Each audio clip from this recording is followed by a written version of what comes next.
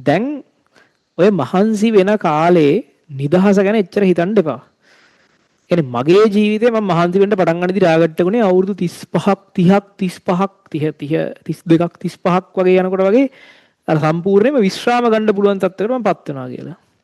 එතකොට අර දැන් සාමාන්‍යයෙන් බහුතරයක් මිනිස්සු කරන්නේ අවුරුදු 50ක් 60ක් යනකම් අමාරුවෙන් වැඩ කරලා අන්තිමට චුට්ටක් හුස්මක් අටක් ගන්න පුළුවන් තත්ත්වයට එනවා අවුරුදු 60ක් විතර යනකොට. එතකොට ඇඟට ශක්තියක් නැහැ නේ. දැන් හිතන්නකෝ අවුරුදු 60ක් විතර ගිහලා එතනින් පස්සේ අර අපිට ජීවිතය අර විඳින්න ඕන දේවල් කරන්න අමාරුයිනේ. ඒ කියන්නේ හිතන්නකෝ ඔයාට මේ ස්නෝ බෝඩින් කරන්න ඕනේ නැත්තම් ස්කයින් කරන්න ඕනේ නැත්තම් කිමි දෙන්න ඕනේ ඩයිවිං කරන්න ඕනේ ඔයාට කාර් රේසින් කරන්න ඕනේ කීක දේවල් තියෙනවා මිනිස්සුගේ ආසාවල්. ඒක 60න් විතර පස්සේ කරන්න බෑනේ නේ. ඒ කියන්නේ අමාරුයිනේ කරන්න.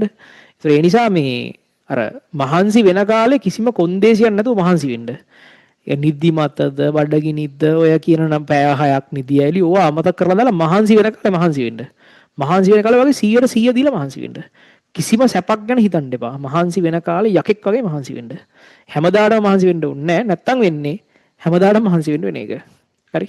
නැත්නම් හැමදාටම මහන්සි වෙන්න වෙනවා. හරි. දැන්